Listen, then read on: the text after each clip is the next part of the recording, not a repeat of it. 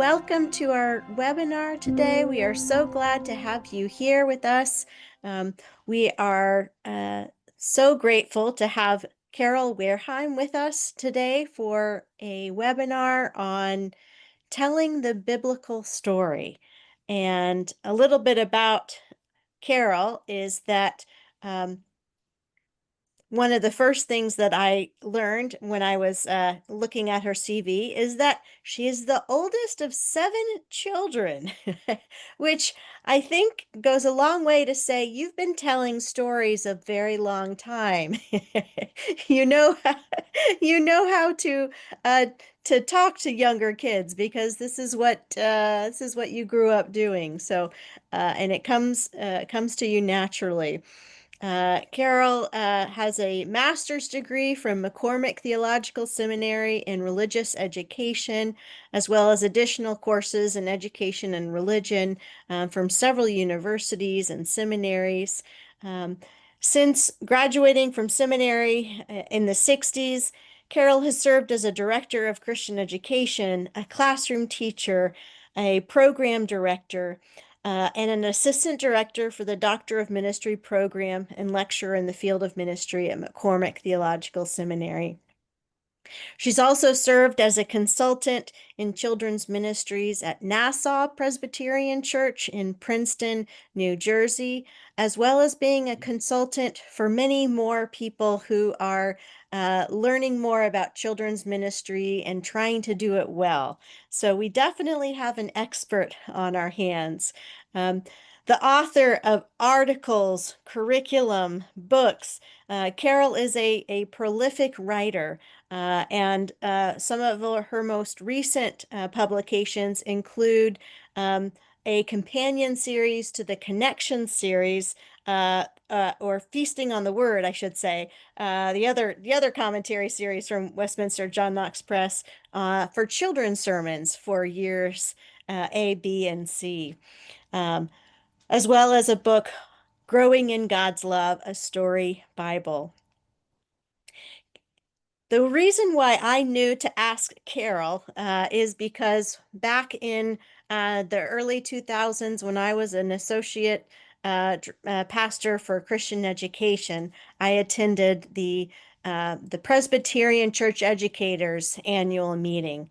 And at that gathering, Carol led a workshop. As the person who was responsible for giving children's sermons, I knew I needed all the help that I could get. So I made sure I signed up for that workshop. And what Carol shared was such profound insight in terms of thinking about children, again, not as the comedic relief where we ask questions and they answer things and the congregation laughs, but as people who are learning through stories. And it just really helped transform my understanding of the possibilities for what can happen during the children's time.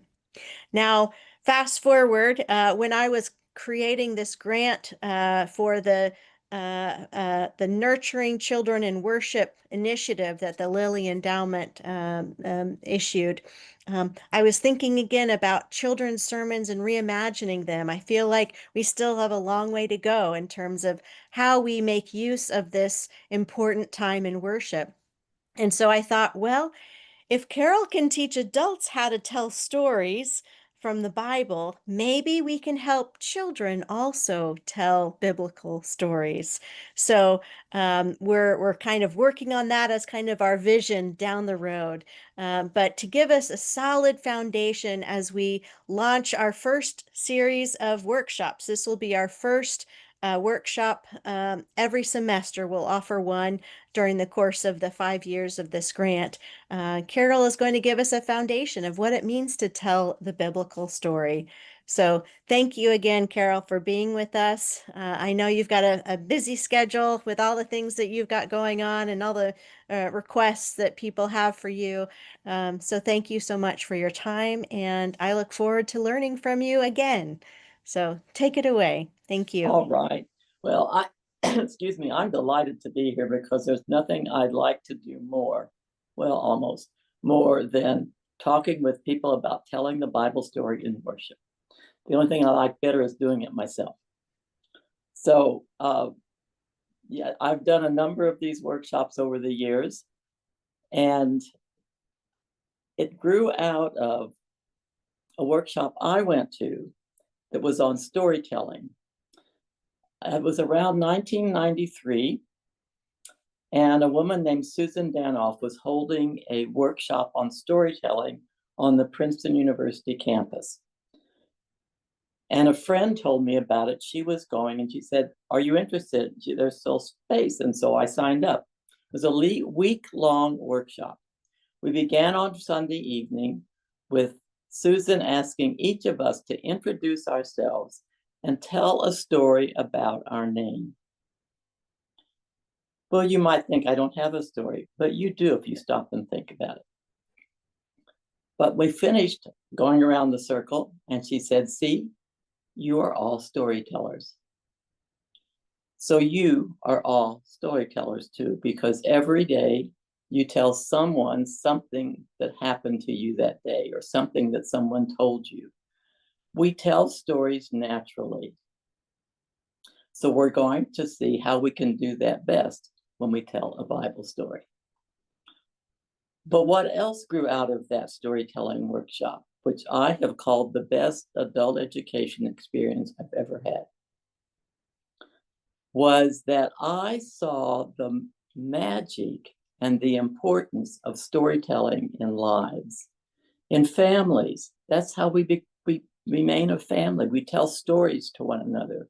We hear stories about great grandparents. We hear stories from aunts and uncles about our parents. It's stories that bind us together as a family. It's also stories that bind us together as God's people. It's the stories of the Bible that make us a people. It's the stories from our congregations that make us a congregation. So stories after that workshop became a key motif in whatever I did. I was serving on a committee for the National Council of Churches. I was staff to this committee called Vacation Ventures. And in those years, they produced a Vacation Bible School series. Well, I went to the committee meeting that fall and I said, we have got to focus on storytelling next year. And what happened was we began a 5-year series called the Storyteller Series that I edited.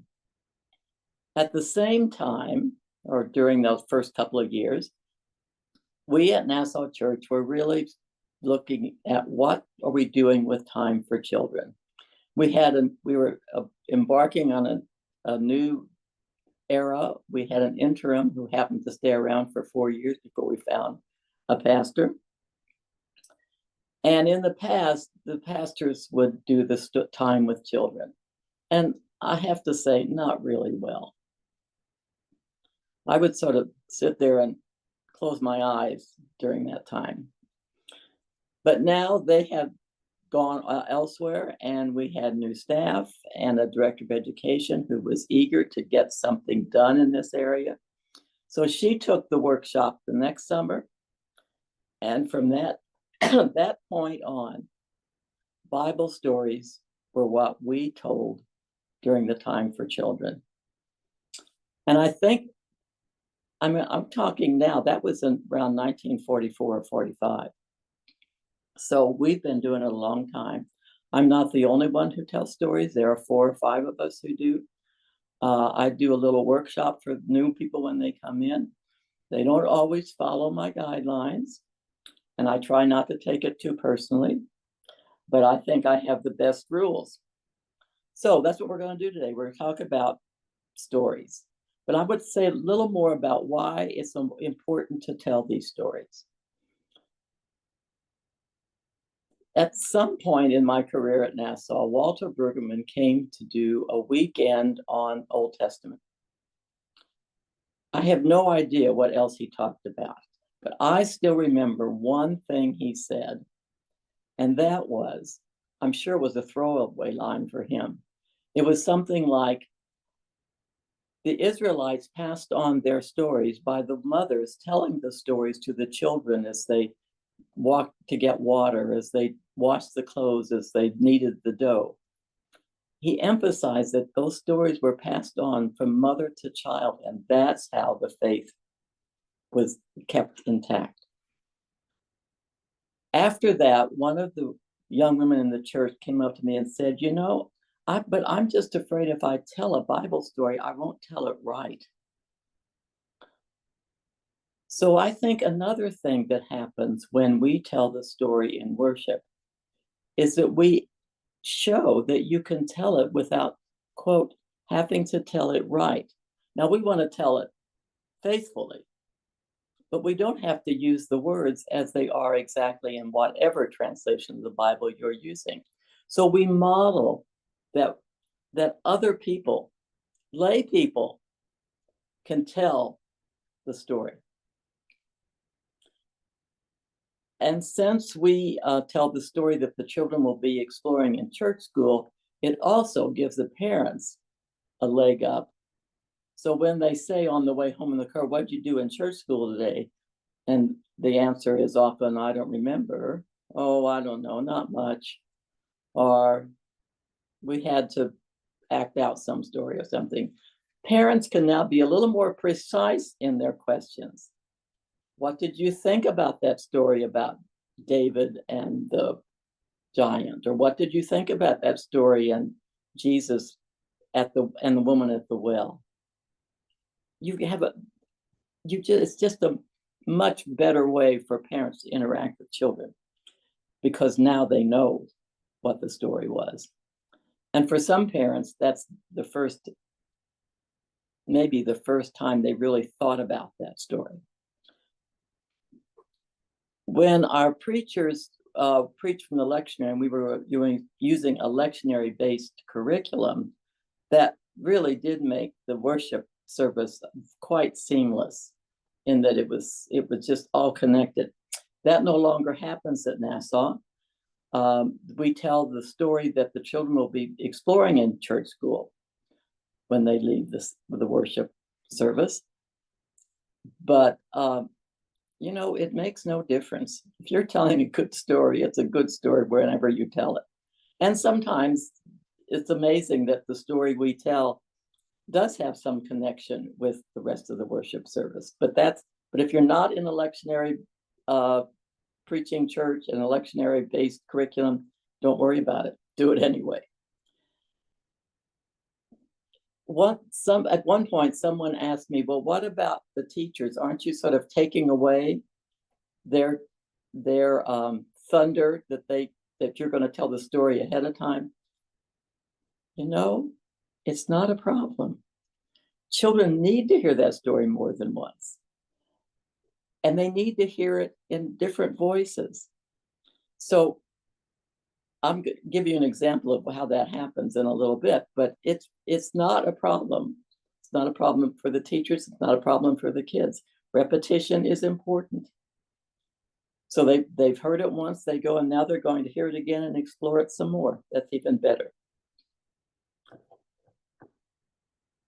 One of my favorite reasons for doing this is the adults. I have it almost in writing that I get to tell the story on Easter.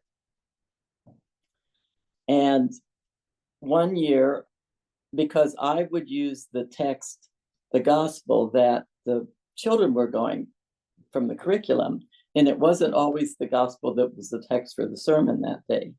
So one year I said, before I told the story, I said, "Now I'm telling the Easter story from the Gospel of Luke, but in a few minutes, it will be read from the Gospel of Matthew. I want you to listen carefully to see how those two stories are different." A woman came up to me after worship and said, "I really listened. I had no idea that the same women weren't in all the gospel stories." My neighbor is Kathy Sackenfeld, who is a retired professor of Old Testament at Princeton Seminary. One Sunday, this is a few years ago now, I told the story of Paul's shipwreck, and she said to me the next day, Carol, when you were telling that story, you talked about Paul being bit by a snake. She said, I didn't remember that. And I thought, but Carol doesn't make up parts of the story. But I really questioned. She came home and looked it up to make sure it was in the story. So adults really listen to these stories. They really do, as closely as the children do. There have been times when I've been telling a story and I suddenly realize that it is totally silent in that sanctuary. It's almost scary to realize that every ear is so attuned to what you're saying. And it can be a story as familiar as the creation account.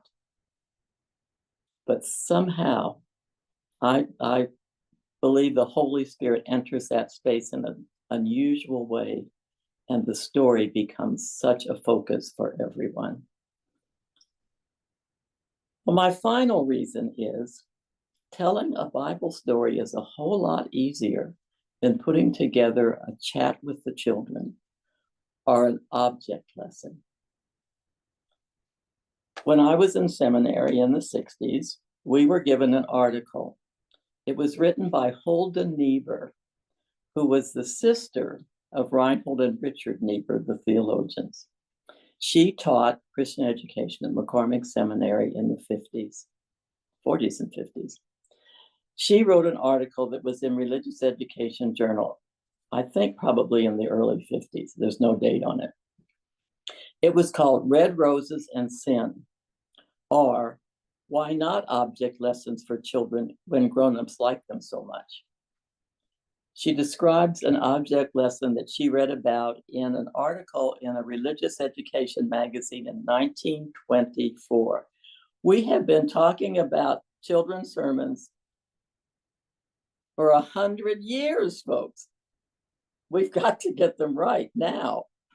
Anyway, she talks about this children's sermon that was written up in an article where the minister brought in a glass of clear water, and he said that this was like your soul, unblemished soul. Then he put some dark liquid in it, and it turned black.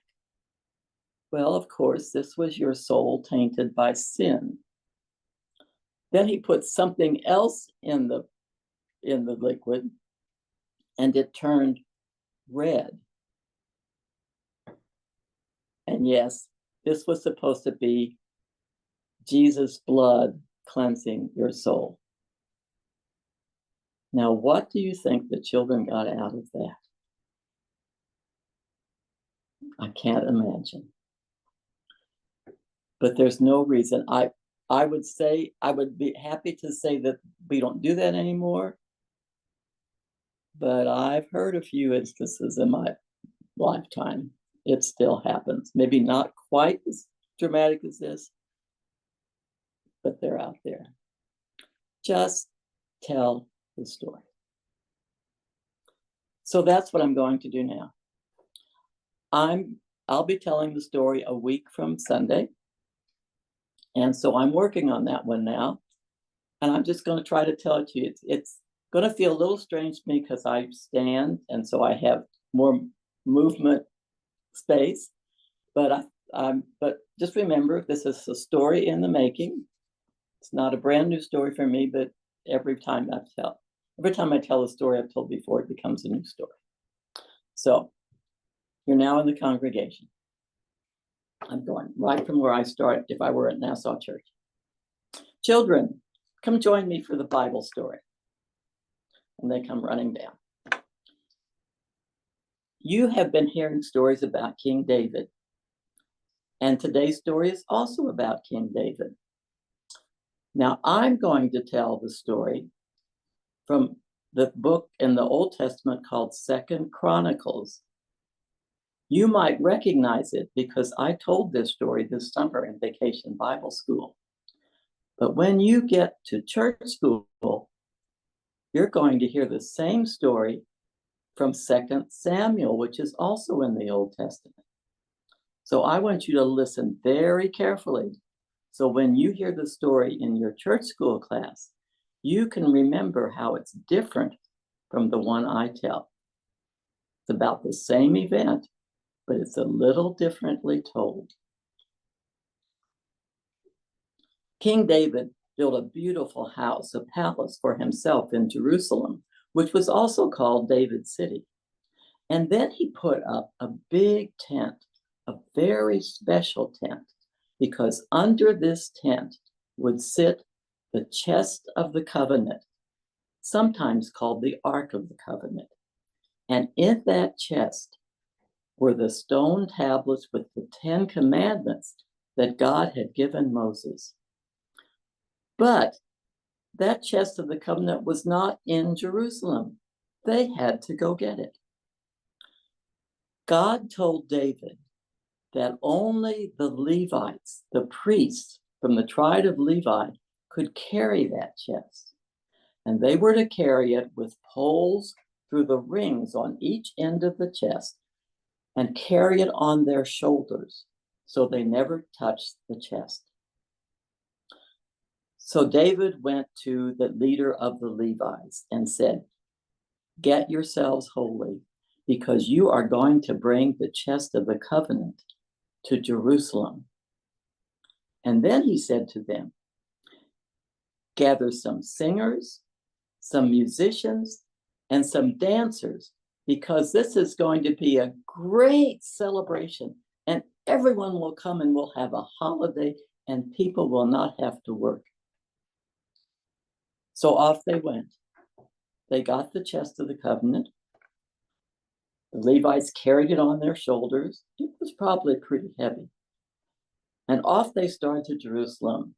The singers sang and the musicians played and the dancers danced. And when they got close to the city of Jerusalem, they got louder so everyone could hear them. The singers sang the tops of their voices. The musicians played as loudly as they could, and the dancers were just all over the place. And King David was dancing too. They went into the city, and the Levite priest put that chest under the tent, pulled out the poles, and came out. And then everyone, because all the people had come to be around the tent when they heard the music, everyone praised God. And then King David gave God's blessing to every person there.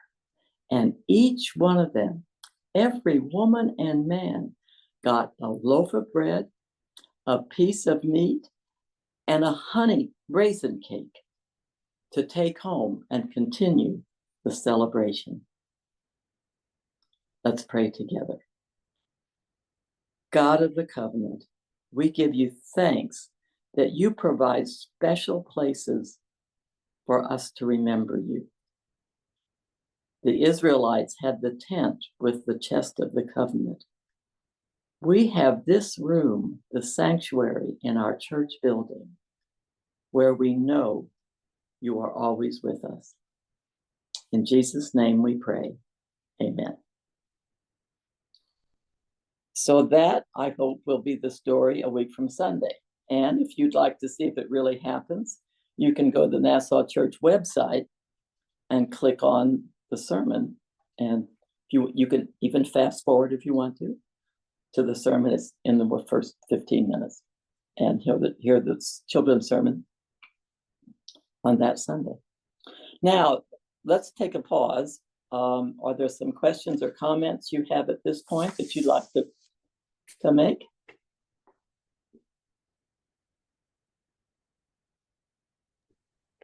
Feel free to unmute yourself or to write it in the chat, and either Amanda or our student worker, Kenzie, can identify your answers and we'll pose them to Carol.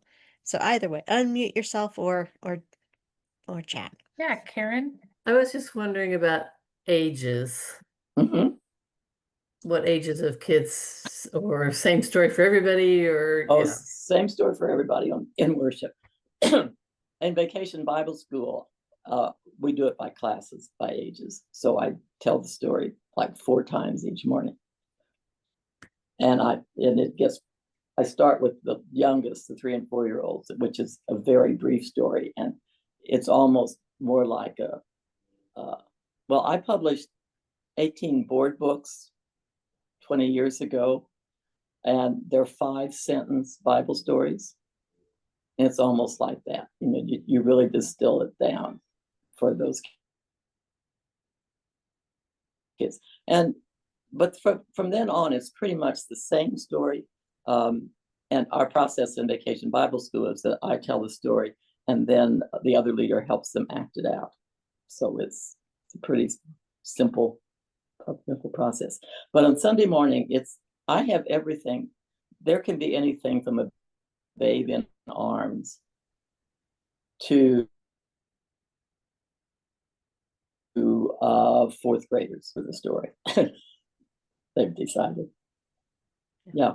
Thank you. Another thing about that, I think a well-told story covers the multitude of ages. You know, the thing is to keep the vocabulary at a point that the kids can understand it. It's good for the adults too. Anyone else? Okay, we're going to do 2 more parts. The second part is how to prepare to tell the story. And the third part is what I believe are the best practices for actually telling the story. So the handout you have sort of picks up at this point. It didn't have the first part. I'm going to get my copy out here. So I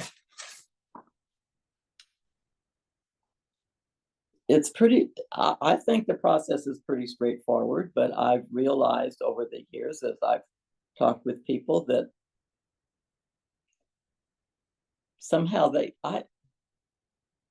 sometimes people think if you just read the story from the Bible, then you can just get up and tell it. Well, you can, but that's probably not the best way to go about it. This is the process I've used from the very beginning. It can be shortened when that's the story I've already written to tell before. I can go back to it and work it through it a little faster. But once I have the text, which by the way is the first thing you have to decide, on what basis are you going to select the story? Will these be stories as we do at Nassau, where the children up through 5th grade all study the same text? So you can tell the story for all of them. Is your church one that uses the lectionary so that you might tell a story from the lectionary? And it's okay if it's the same as the text for the sermon. That's happened for us. It's not a problem. It's really fine for people to hear the same story twice, especially if they hear it first by a storyteller. In a sense, it kind of sets them up to hear a more formal presentation of the story when it's read from the Bible. So it's not a problem. Our preachers have no difficulty with that. Are you going to do a series of stories on a theme just for that purpose, for time with the children or children's sermon? And any of those are fine. You just need to decide how you're going to do it and get that laid out. It will save a lot of time later on when you think, oh gosh, I need another story for this week, so what will I tell? Well, if you've got a system, it's a little easier. So the first thing I do is look at a commentary and read a little bit about the text, its context.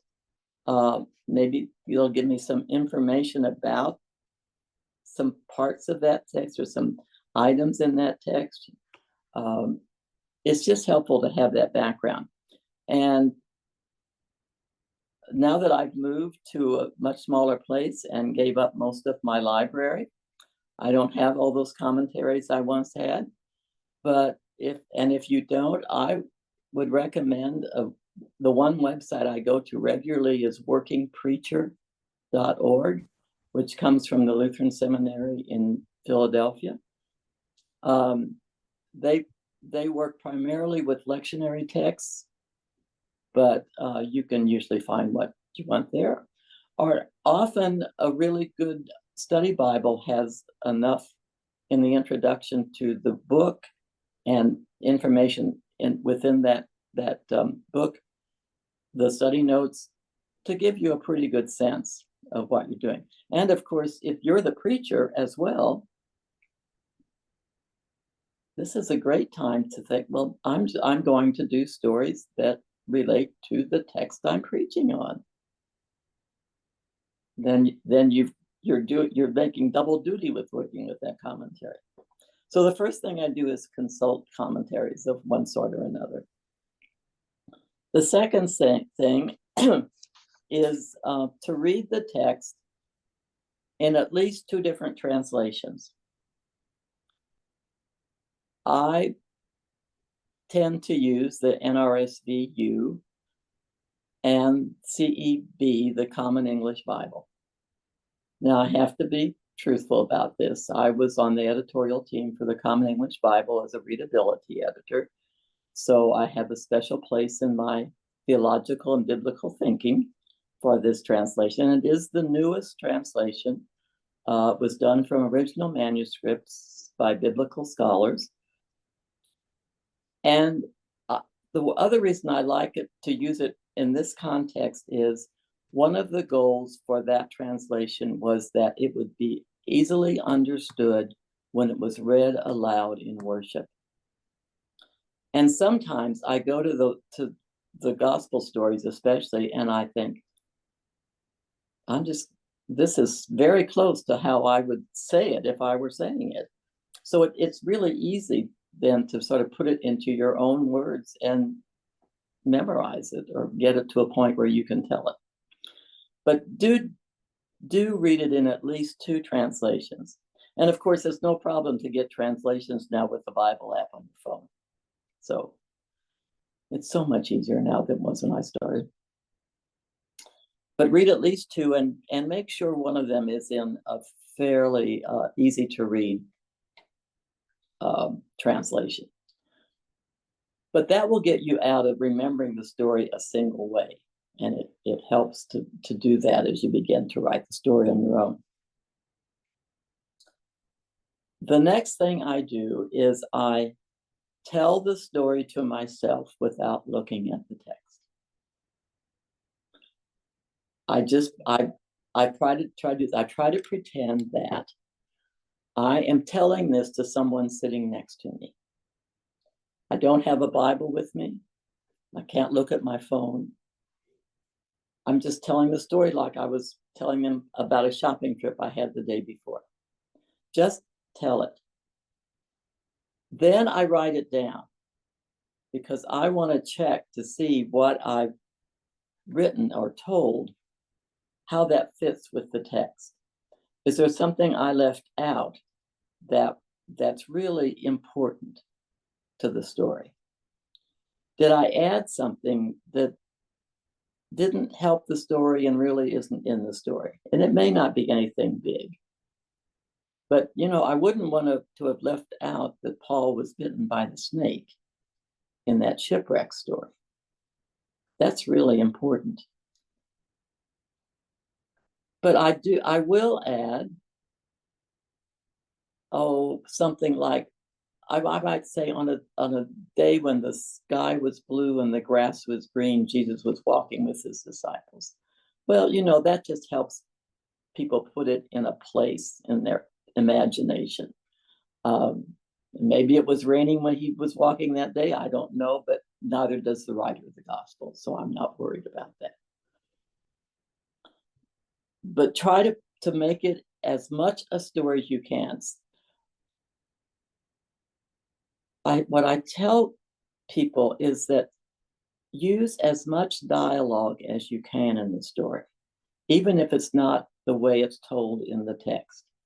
Now, I think when I told the story a few minutes ago, I don't think that there is dialogue for David telling the priest to gather singers and such. I think it just says something about singers and dancers and musicians being there, but somebody had to gather them. So I'm allowing the priest to do that. Because the more you can give direct speech to the people in the story, the easier it is for you to tell it, and the easier it is for people to take it in than if it's just sentence after sentence. Of course, the other thing is that when you're telling the story to children, you want to be sure the vocabulary is appropriate. That means you have to watch the words that you might use if you were telling it to an adult, if you and an adult were talking about the story. I was trying to think of an example from the one I told, but nothing comes to mind.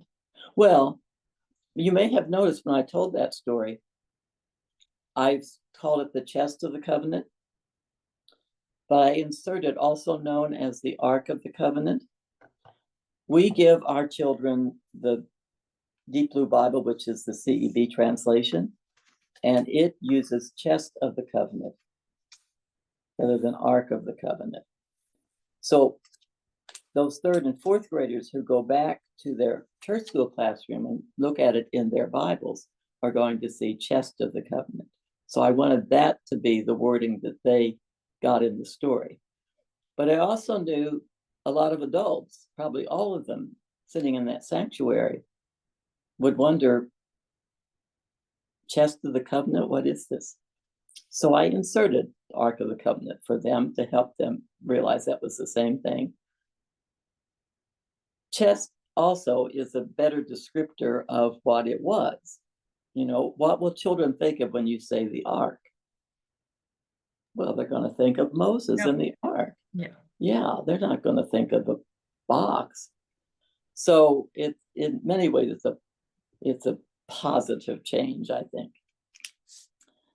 So as you're working over this story, you want to sort of check out the language, check out the length of sentences. Good stories for telling don't usually have really long sentences. Make them as declarative as possible, not past tense.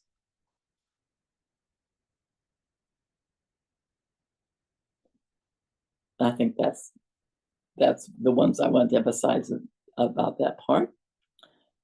Now that you've got this story sort of where you think you want it, you have to do one more thing before you start rehearsing. And this is something I learned from that storytelling workshop.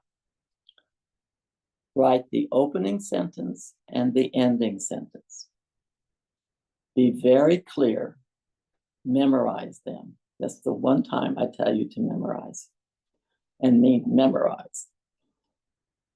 You want to begin with the strongest opening sentence you can for that story. But you want to end with the strong one too. I've heard too many stories where people got to the end and they didn't know how to finish it. And it just sort of dragged on a bit longer than it needed to. So write a beginning and ending sentence and make sure you use them. When it's time to learn the story so that you can tell it, a little hint is to break it into sections. And I find it helpful that at this point, because it's on the computer and I can move it around, right? I put paragraphs. I break it into paragraphs.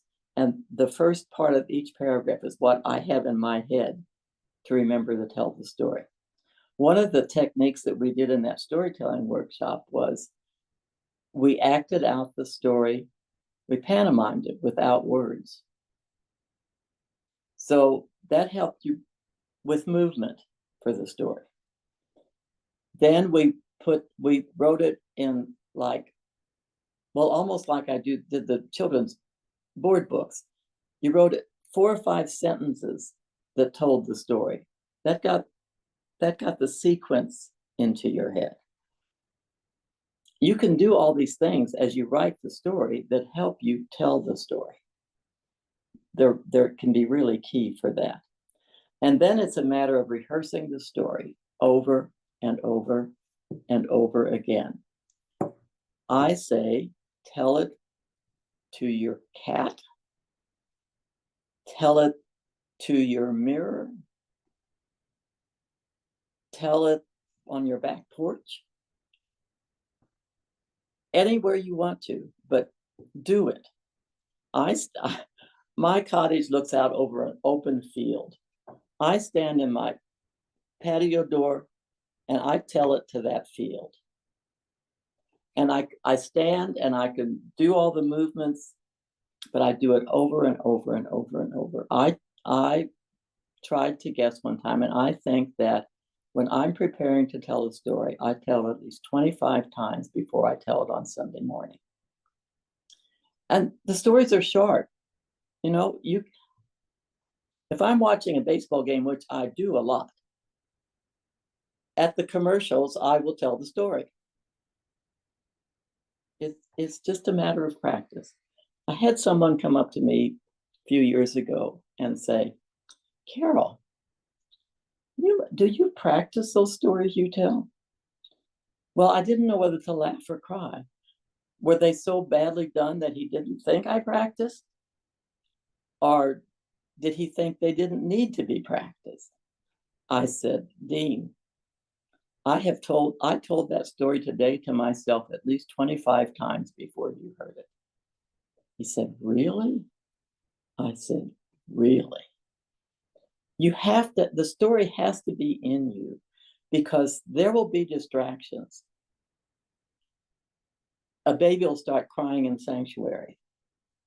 One Sunday I was telling a story, and this brother and sister, the brother was much younger, and he was sitting next to the sister, and she poked him and he poked back. Well, they were right in front of me. I couldn't not see it, but I had to keep on with that story because nobody else could see it, but I could. But I had to have that story of so much in me that I could keep telling it without a break, which I did.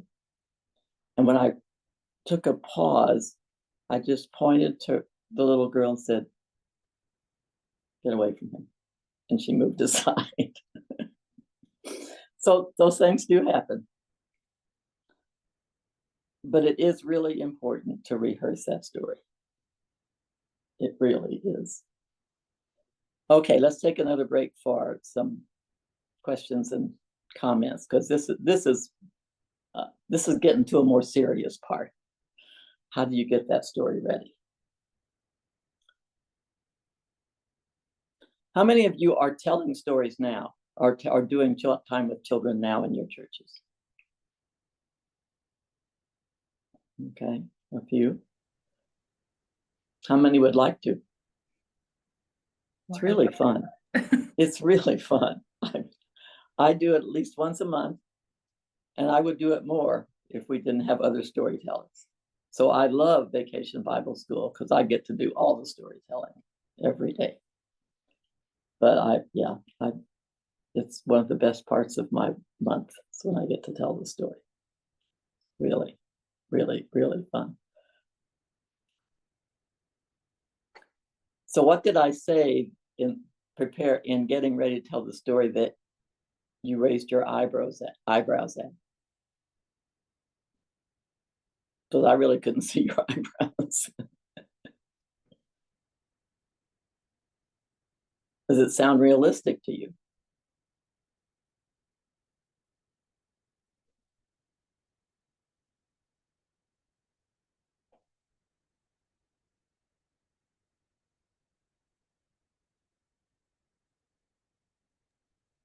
I had a question. I'm sorry I was late connecting. I had a hard time connecting on it. Can y'all hear me okay? Yes. Okay. I'm recovering from surgery, so if I don't make really good sense, there really is.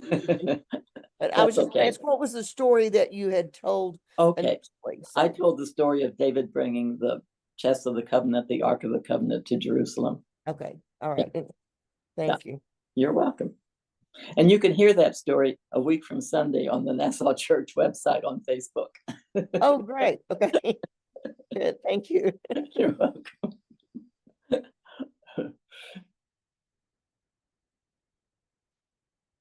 So how will you select stories? Do you have a sense of how that might happen in your congregations? Who will select the stories? Will it be you? Will they be what the church school is using? Will they be given to you? Yeah. I have a question about when the story is not, or what's being preached isn't a Mhm. story, it's maybe a letter or Yeah. a psalm or something else that doesn't feel like it lends itself to story. What do you do Right. during those Sundays? Okay. So this past year, this summer, there were a number of church school sessions that were on Paul's letters. I go back to the book of Acts and see if I can find something to begin that story that tells when Paul was either at that church or began that church or heard from that church. The only time I use an object in telling stories is when it's a letter. And I should have brought it out here. I just have this brown paper scroll with dowels on the end. And I tape to the inside the part of the letter so I don't have to memorize that, because I keep that fairly close to the biblical text. So I have this scroll in my hand, it's all rolled up. And when it comes time to say, and the church received this letter, I open up the letter and read it. Partly because I don't even know if kids know what a letter is today, much less that it's not in an envelope. But it helps me for one thing, and it gives them an idea of what we're talking about. Now, I want to tell you something I knew instinctively, but learned for sure about 2 years ago. A scroll, if it's a proclamation, is opened this way. So the angels or the prophets or whoever are reading scrolls in your Christmas pageant hold it this way, and they probably do. But a letter is opened this way, because that's the way letters were written. Now, I was doing that instinctively, and Corey Berg, who was our director of education at the time, said, "Carol, I noticed that when you told the story, you held the scroll like this." I said, yeah. She said, but with Christmas, we have them holding the scroll like this. She said, so I asked her husband, who was a New Testament scholar, said, I asked Shane about that. And he said, well, Carol's right. That would have been the way the writing would have been. So if you choose to use a scroll for a letter, open it this way, unroll it like this. But if you want to use a proclamation from the Old Testament, and do it this way. Yeah, you've learned something you may not have thought about, you ever needed to know before. Carol, Carol, I'm sorry. Go ahead. I'm sorry. I was going to answer your question. Yeah. Oh, okay. Most of the pastors we've had have preached from the lectionary, but the current one does not. However, he is so organized, he can provide for the quarter his text, his sermon title, and the focus of the sermon. And so we have a rotation of lay people, as you mentioned. So we have that information as a springboard. Yeah, to tell the story. Yeah, that's great. It's very helpful, because we've had pastors, who don't know till Monday what they're going to preach on. Right. So, yeah. Makes it a little difficult. Not all of them are organized like that. Yeah. And my question, I think you're touching on it, is about the note in your handout on props. I've always felt that a prop serves to attract attention, and so anyway, I try to use them, and maybe to relate to their current life, you know. So I guess I've been misguided, or you and I Well, no, disagree a on lot this. of people do, and we don't. We just don't, for really two reasons. One is at our first service, which is when church school happens, there are too many children to really see anything very well, and the congregation can't see, basically, unless it's quite large.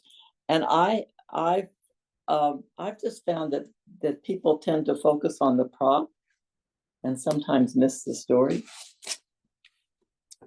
But you know, settings are different, and people are used to different things. So I don't say I just don't use props unless it's a story, a letter that I want to show. Right.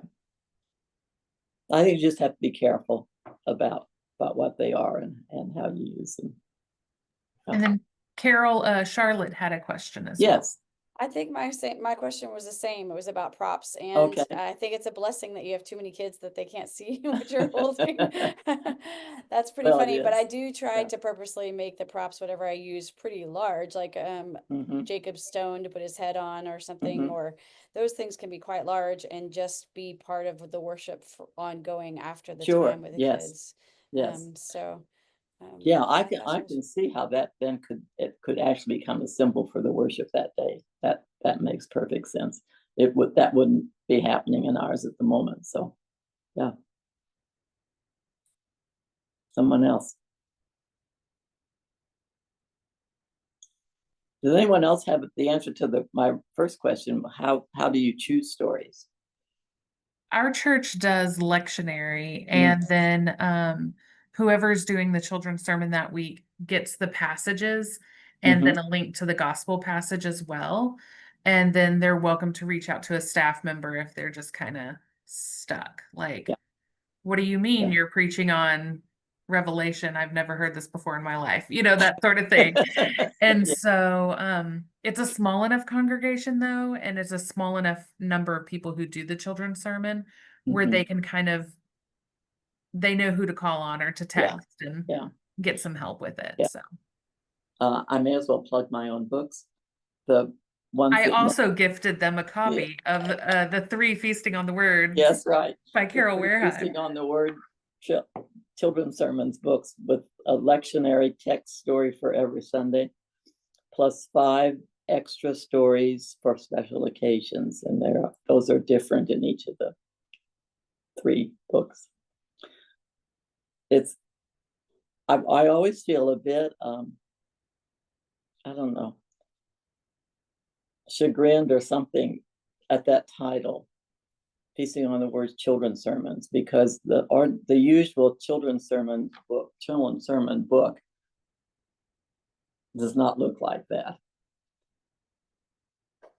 But as you know, you don't always get to choose the title for your thing, for whatever you write, because the publisher may have other ideas. And apparently it was good because they've been out for a number of years and they're still selling. So the easy way is to buy the set of books, even if you aren't using the lectionary, because it covers almost every Bible story you would want to tell in worship. Although I have to say, we're using Growing in Grace and Gratitude curriculum, and there have been stories in there that I have never told before. And so I have the privilege of seeing the list of stories in Sundays first. Comes with age, I think. And I get to choose when I want to tell the story. Now, I often choose the hardest ones because that's kind of more fun. But I may be needing your help soon, because I chose the Sunday in Advent when it's Matthew's genealogy. And I'm not sure what I'm going to do with that. I don't know. And it's going to be here before I realize it, I'm afraid. So there are so many Bible stories. I mean, there's no dearth of finding stories to tell, and some I have told more than 3 or 4 times in all these years. But they're never quite the same. I have them all on file. Even when I've used one from one of my books, I revise it somehow. Partly because of where I'm telling it in a particular setting now, and I'm telling it maybe not at the time of the year that it would have been told in the lectionary. So there may be a little something different that seems to be important to emphasize this time. So I have on my computer all those stories I've told, and every time I go back to one I've told before, it gets revised. It's not the same story. It is the same story, but it's not the same story.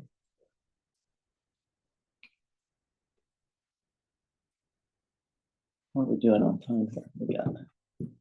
We got plenty of time. So anything else to talk about? Because this is preparing to tell the story is really an important step. If there's any question in your head, spit it out.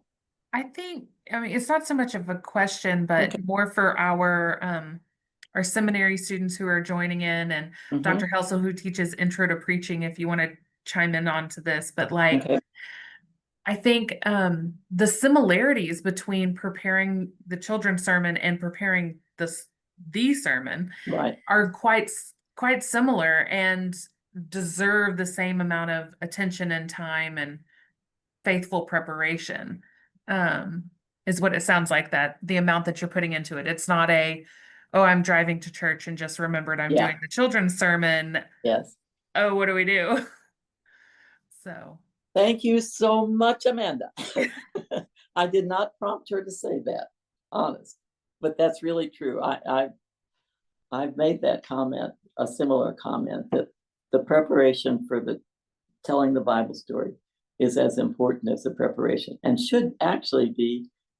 It is the beginning preparation. If you're the one preaching and telling the story, you've done a heavy hand part of preparing for telling the story as you prepare for the sermon. Yeah, it's really true. I have been known to say that the most important thing I do every time I'm on to tell the story, the most important thing that week I do, is to prepare that story and to tell it on Sunday morning.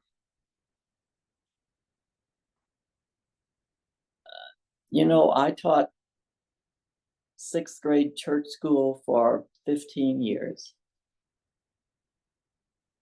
And I thought that was pretty important. But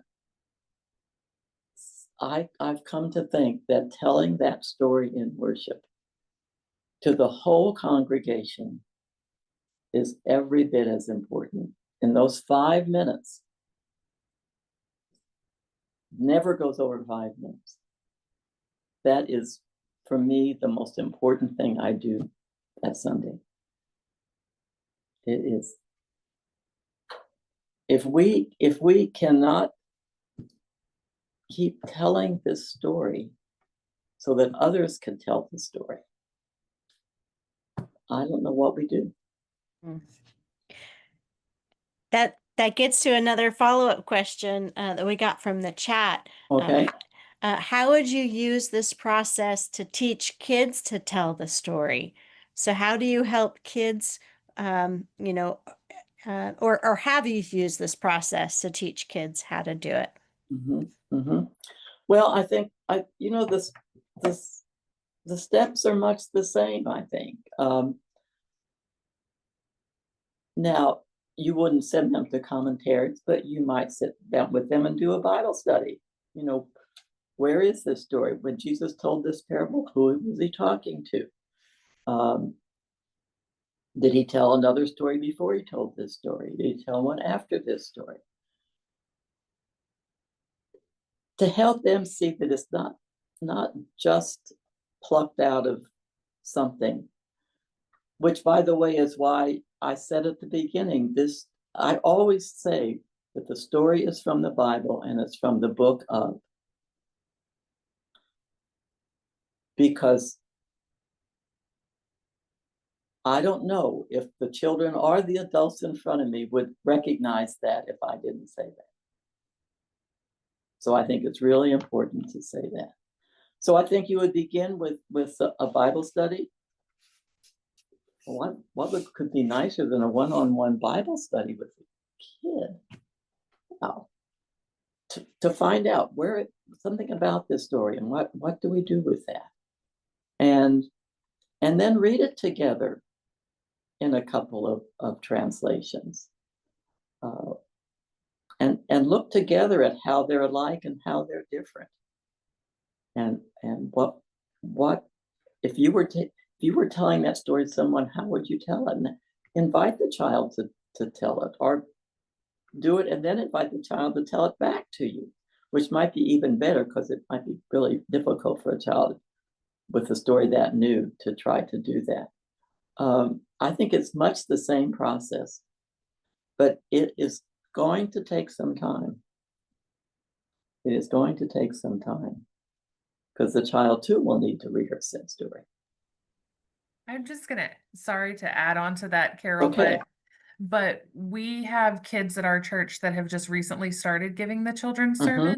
Mhm. And I started by asking them, what is your favorite type of children's sermon? Do you like Okay. it when somebody brings something in? Do you like it when they tell the story? Do you like da, da, da, da, da, da? And every one of them has said, oh, I like it when they just tell the story. Like, they don't want all the props. This is at our little church. Every church is different. Every group of kids is different. Right.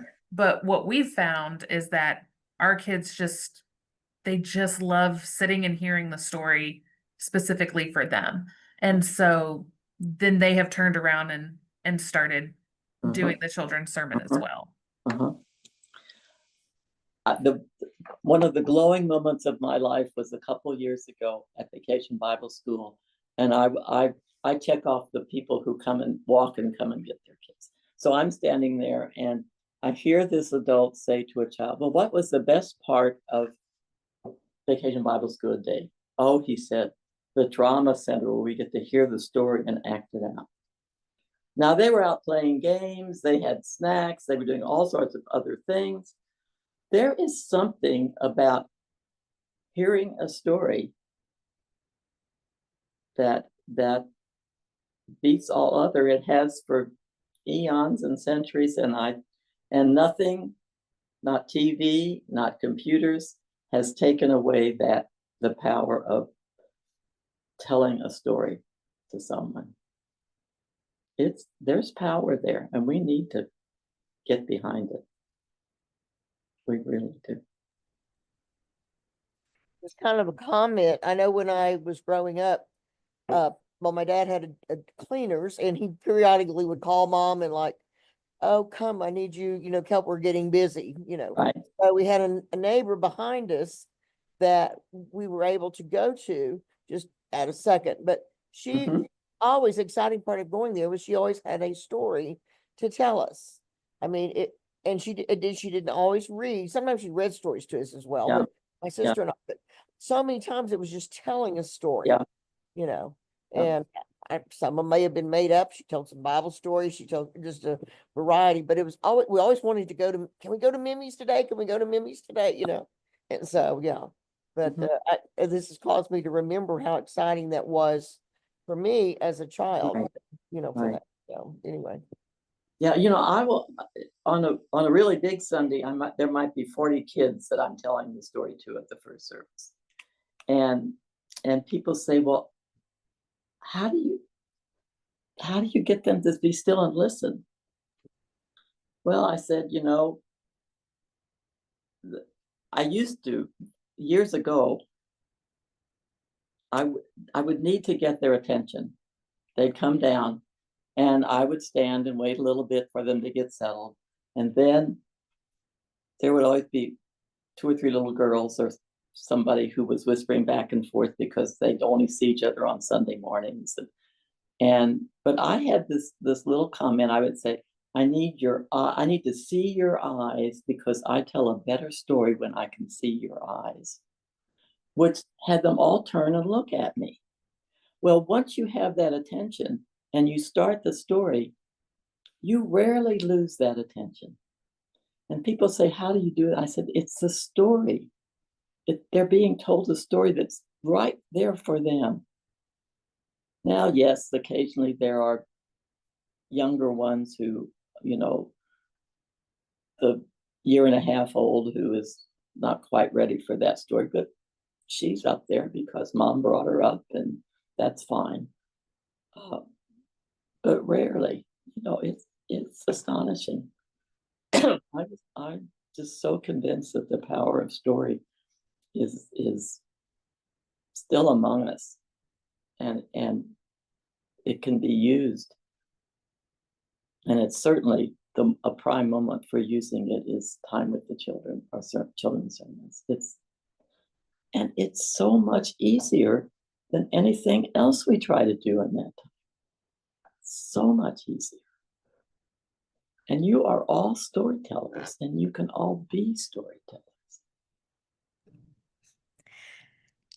Carol, I really appreciate the encouragement hearing that we could all be storytellers.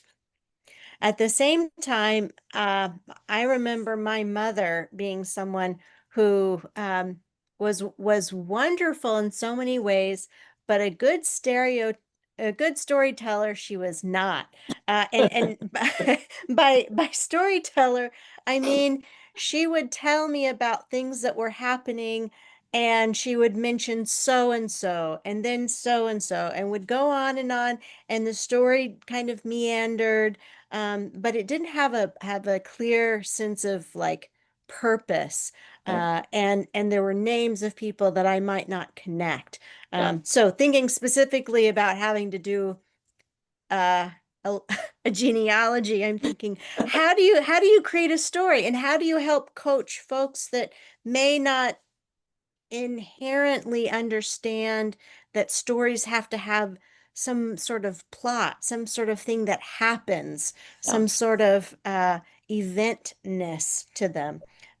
How do you coach folks that might not know that intuitively, especially since so many kids are growing up with this fast-paced scrolling thing where we're not hearing stories, we're just getting snippets. Right. Well, I think the plus that we have is that if you start with stories in the Bible and don't worry about the parts that aren't stories, that you've already got a nugget there to work with. But I really do think that if you're very clear about how you need that first sentence and that last sentence, and then look to see what the steps are in the story, that really does gives you a format for keeping the story a story. And it does for me in terms of when I get one of the prophets or Paul's letters, that okay, why was he writing this letter? And to whom was he writing? What do we know about them? Can we talk about him thinking about them as he was writing this letter? Read the portion of the letter, and then maybe I wonder what the people thought when they read this letter. I wonder what we're thinking as we hear this letter. That's a fine ending. That's a fine ending. There's no need for that last sentence to draw it all together.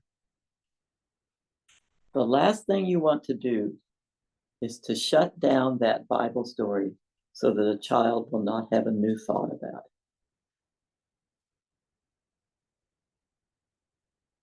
You want to be sure that they can always bring questions to it. One of my favorite stories to tell, which is not in the lectionary, is the story of Vashti in the first chapter of Esther. She's only mentioned in that chapter. She gets put away because she would not come to the king so he could show her off as his beautiful queen. At the end of that story, I ended something like this. It doesn't say what happened to Vashti after that. I think she was probably sent to the place where all the other wives were, but she never had to come to the king. And I think she might have liked it that way. You know, the end of the story. And Kathy Sackenfeld thought that was an excellent ending. But I suspect I need to get you to my last little bits of my golden rules for telling the story. And this is what I give to the storytellers at Nassau. As I said, they don't all follow my rules, but I think they're very helpful. When you're ready to tell the story, we have to go up 2 steps on the chancel to do this. Walk up the 2 steps and stand where you're going to tell the story. Then invite the children forward. 2 weeks ago, someone came walking from the side aisle saying, "Come on, children, come up for the story." I wanted to say, no, don't do that. Be ready for them when they come. Be there and be ready for them. We do not sit down, we stand. And I'm a stickler at that, although the woman who told the story last week sat down because her granddaughter, who's 3, will not sit with the children unless she's sitting. Okay, I sort of get that. But I think standing makes the important point that the story is for everyone in that sanctuary, not just the children. And so when you tell the story, you look at the children, but you also glance out at everyone from time to time. You can't do that if you're sitting on the bottom step. When all those children are up front, sitting there, take a deep breath. Well, before they come up, I say, take a deep breath and then say, come join me for the story. Because I think you need to be sure that you're ready to tell the story. When they've all gathered and you're standing and they're sitting, if you need to get their attention, do something about that. Let me see your eyes. I try not to say all eyes here on me, please, but I have been known to say that. But when you have their attention, look directly at one child who you see is always looking at you, waiting, and say that first important sentence. It's a focus. It's a focus for you, and then you're ready to move on. But this was another hint that we got from the storytelling workshop. It's for you. It's a focus for you to begin that story. Tell the story. When you're up there, make your motions as dramatic as you can, so that everyone can see them. The trouble with last Sunday was I couldn't see the person telling the story. I had no idea what her facial expressions were. I had no idea if she was moving. There was just no drama about it. So as you're telling the story, really focus on the children, but do let your eyes move over the rest of the congregation as well. And when you get to the end, once again, you're going to say that sentence that you've carefully written and memorized, and say it as you look to another child who is watching you. And just pause. Don't move immediately when you finish that sentence. Pause for just a couple seconds. And then we have a prayer at the end, and then do the prayer. be a little dramatic. You know, be a little dramatic. And as we had a member of the congregation for a few years, he was a professional actor, but he would tell the story from time to time. And one time he said, Carol, your movements are great, but they need to be bigger. They need to be bigger to include everybody.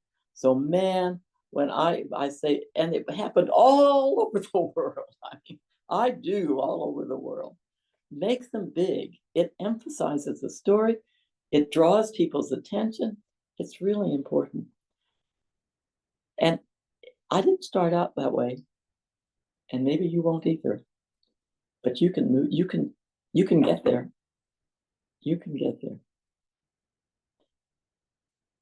Then we dismiss the children to church school at the first service, and I don't leave that second step on the chancel until they're all gone. I almost fell over one day when the kid was trying to get past me. So I just stand there and watch them go out, and then I go back to my seat. Right. Now, I don't know that, you know, that's the way it happens at Nassau, partly because of the structure of the sanctuary, partly where the children come in and enter and leave. But I just think there are some things it's really it's important to know how you're going to do that, the physicality of it. It's just important to have that in your head before it happens. Now, I'm sure you all don't do it this way, so let me hear about some others in the few minutes we have left. Barbara, what do you do?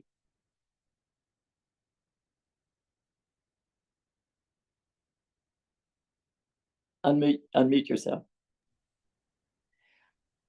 Looks like I do all the wrong things. Oh, no, don't say that.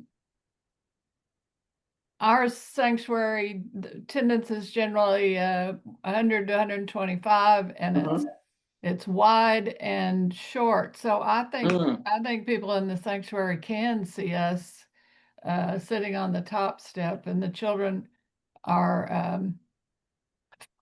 facing us, facing the teller.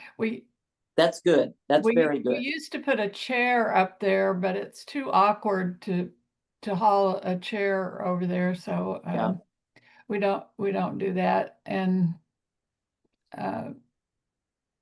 I try to start with a real world experience of theirs and bring it back to that at the end, something that relates to the point, I guess, not a moral of the story kind of thing, just a,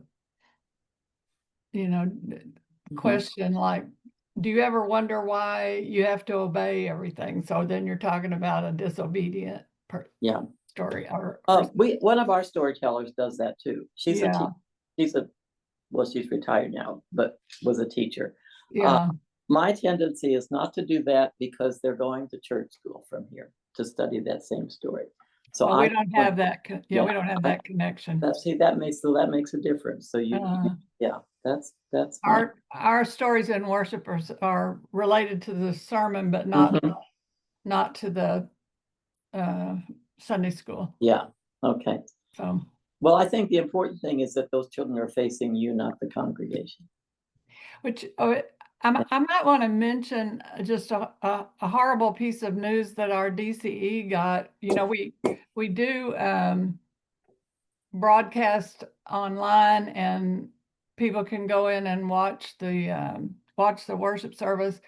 A leadership newsletter or something sent out the alert that there are bad actors in the world who are harvesting video of children from those things. So we're going to start having the camera turned away from them during the children's story. It's disgusting. It's really disgusting, but it's the world we live in now. So I thought that might be pertinent. Yeah, our cameras would not pick up the children. They would only pick up the storyteller. Yeah. Well, ours do. That's too we bad. got that news too, and I'm pretty distraught about it because a lot of our online community, our older adults really enjoy seeing the generations present in worship. And so something is lost. And even if, so I'm debating, we have a children's ministry meeting this Sunday. Even if we don't post the pictures, videos of kids online, AI is out there searching, it's going to find what it wants to find. Yeah. So I wonder if ours is just a small pebble in the ocean, and and a bunch of rocks I don't know, in a large creek bed. So I don't know if taking them down will be as much benefit as we think, because that's what I'm debating in my head. Because I really see the value in our generations being able to see each other. And so I'm debating it myself. I was going to say the thing that we do different at our church is that I don't wait for them up front of the step, because I find our church is very deep, it's long. And so there's lots of children's families who sit in the back. And if I go down the aisle and welcome them or hold their hand as they come forward, they're braver than coming up the aisle by themselves. And so I trust that there's a small amount of chaos that could happen on the front steps till I get there, but it's manageable. I can pull it back to order pretty fast. And so it's, so I think you're right that the layout of the space really does dictate which is best. Yeah, it does. That's right. Yeah, ours has the front pew, it's the conjoined chairs, is close enough. And so if we have somebody doing children's sermon with mobility issues, we just have somebody else already assigned to just pull one of those chairs up. But also with the accessibility factor is, we're a very small church and I'm a very loud person. And so I just thought, hey, it's fine. Everybody can hear me, right?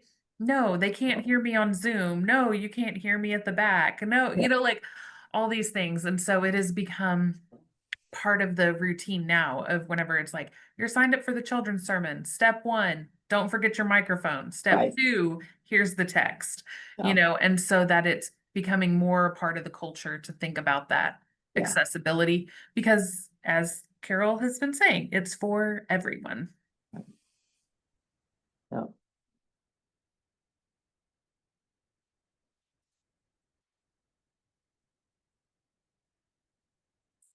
Well, I hope I've at least made you think about telling the Bible story. If that's not what you're doing, or if you are, I hope I've given you some hints and clues about doing it more effectively or with more drama. I wish I were able to come and visit each of you and see you tell the story. Well, we have about, oh, sorry. Go ahead. I was just gonna say, we have about 5 more minutes if there's any last minute questions.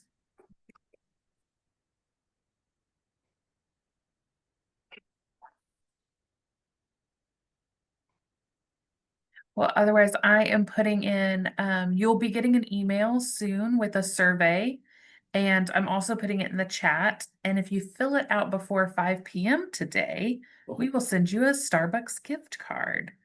So you can enjoy your favorite cozy fall beverage if it's actually cold enough to drink it. So. And then Carol and Carolyn, if y'all have any closing remarks. I would like to pray when we're finished. Yes.